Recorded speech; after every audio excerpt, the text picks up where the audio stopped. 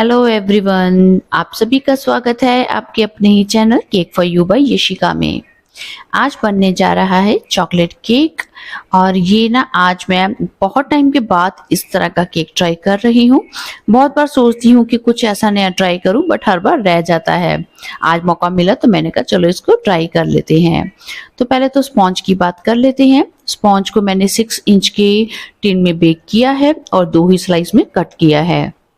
जो हमारी टॉप वाली लेयर थी ना, उसको मैंने बोर्ड पर रख दिया है।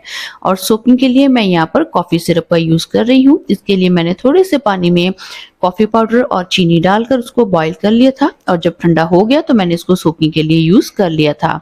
आप चाहें तो बीच में कोको पाउडर भी ऐड कर सकते हैं। और क्रीम में मैंने थोड़ा सा ना स्ट्रॉबेरी का क्रश मिक्स कर दिया है बीच में लेयर पर लगाते टाइम ही, ताकि थोड़ा सा क्रीम में एक फ्लेवर आ जाएगा। और इसके बाद में हमेशा की तरह मैं ऊपर चॉकलेट गनाश डाल दूंगी।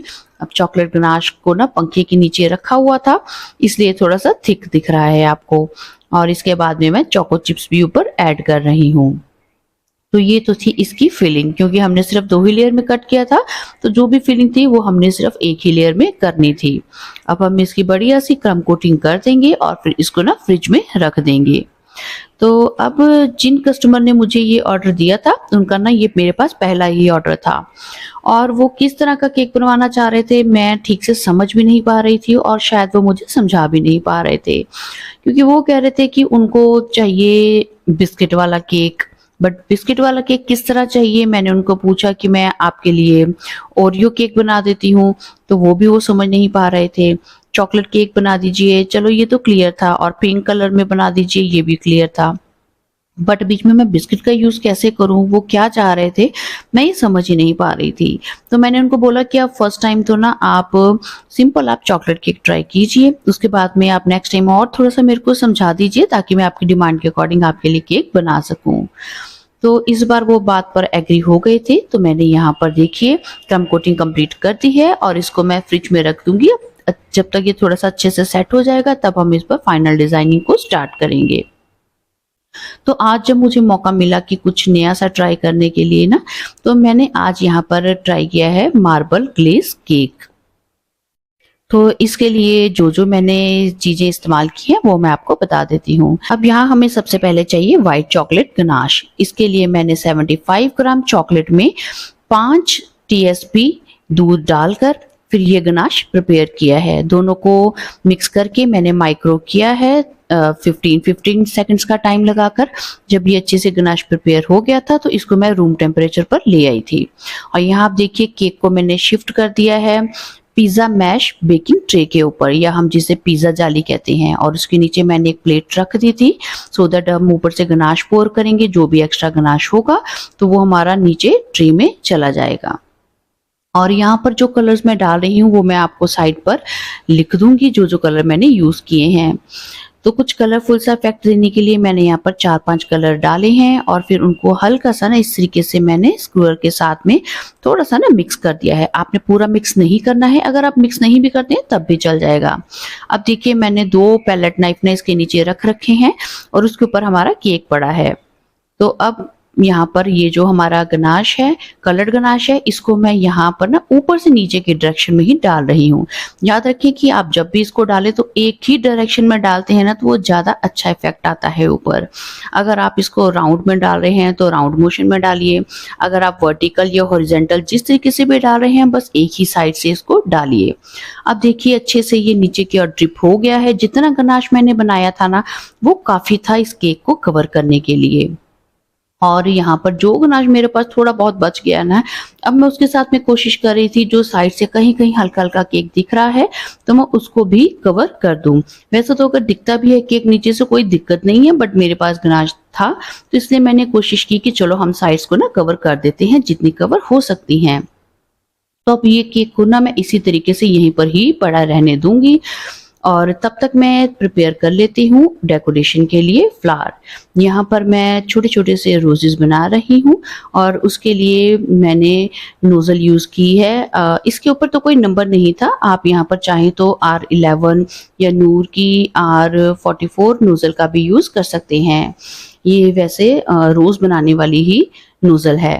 तो यहाँ पर मैं 3 फ्लावर बना रही हूँ और इनको मैं ऊपर केक पर प्लेस करने वाली हूँ।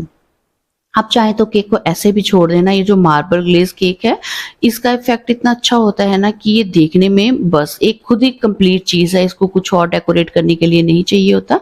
बट फिर भी मुझे लगा कि चलो जिनका ये मेरे पास ऑर्डर है, फर्स्ट ऑर्डर है, तो उनको कुछ लगना चाहिए कि हाँ ऊपर भी क्रीम का काम है। तो मैंने इसलिए ना ये फ्लावर्स बना दिए थे और इन फ्लावर्स को अब मैं फ्रिज में रख दूंगी, फ्रीजर में रखूंगी मैं 5 मिनट के लिए सेट होने के लिए।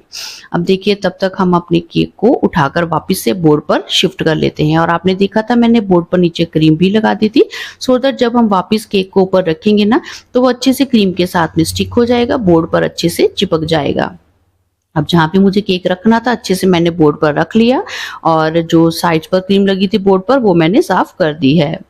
तो अब देखिए जो फ्लावर है मैंने 5 मिनट के लिए फ्रीजर में रखे थे, ये भी अच्छे से सेट हो गए हैं। अब टर्न आती है इनको केक पर प्लेस करने की। तो ये जो मार्बल इफेक्ट केक है इसके ऊपर जब आप क्रीम वाला काम करते हैं तो थोड़ा सा ना क्रीम का काम ऊपर करना मुश्किल हो जाता है, बट फिर भी हम चलो कोशिश करते हैं, जो हमने प्रिपरेशन की है वो कंप्लीट करते हैं। तो अब देखिए मैं बस इस तरीके से ना फ्लावर्स को लिफ्ट कर लूंगी। आप कोई भी पैलेट नाइफ से लिफ्ट कर लीजिए। ये देखिए यहाँ हुई है गड़बड़ कि मेरा फ्लावर उठाते उठाते ही गिर गया, बट आपने देखा कि मैंने उसको फ्रीजर में रखा था इसलिए क्रीम अच्छे से ना सेट हो गई थी और कोई दिक्कत नहीं हुई। मैंने हाथ से भी उठाया और वापस उसको उठा के रख दिया, क्योंकि जब मैं ऊपर रोज रखने लगी ना तब मुझे माइंड में आया था कि मैंने नीचे बेस तो बनाया ही नहीं है। बस उसी चक्कर में मेरा फ्लावर भी हाथ से छूट गया था। यहाँ पर मैंने नीचे बेस बना दिया है जहाँ पर मैं ये तीनों फ्लावर ऊपर प्लेस करने वाली हूँ। तो अब मैंने सीजर का यूज कर लिया है ताकि दोबारा से वो गलती ना हो जाए, कहीं हाथ से ना छूट जाए फ्लावर। तो यहाँ पर बस मैं इनको तीनों को ना एक ही लाइन में इस तरीके से प्लेस कर रही हूँ। और यहाँ पर ऊपर ना क्रीम में मैंने एक साइड पर नोजल में जो टाइट वाला साइड होता है नोजल का नैरो पार्ट, वहां पर ना लाइलेक शेड की जेल कलर की कुछ ड्रॉप्स भी ऐड कर दी थी ताकि ना थोड़ा सा उसमें कलर कंट्रास्ट दिखे आपको इस रोज की पेटल्स के ऊपर।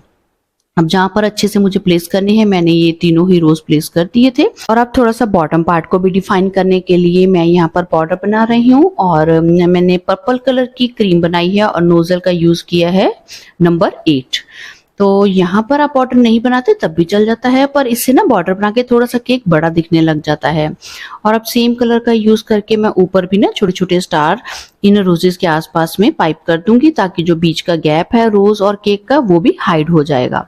ऊपर ना मैंने थोड़ी सी सिल्वर ग्लिटर को डाल दिया है। ऐसे तो शाइनिंग होती है मार्बल इफेक्ट केक में, बट थोड़ी सी और अच्छी शाइनिंग लाने के लिए यहाँ पर मैंने ये भी यूज किया है।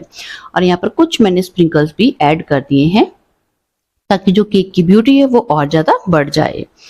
तो लीजिए इतना करने से ही आप देखिए कि जो मेरा मार्बल इफेक्ट केक है या कह लीजिए कि मार्बल ग्लेज केक है वो कितना बढ़िया शानदार बन गया है। और अब यहाँ पर इसको और डेकोरेट करने के लिए मेरे पास ये कुछ चॉकलेट मोल्डिंग्स बनी हुई थी, इन पर मैंने गोल्डन लस्टर डस्ट के साथ में कलर कर दिया था और इनको यहाँ फ्लावर्स के बीच में लगा दिया है।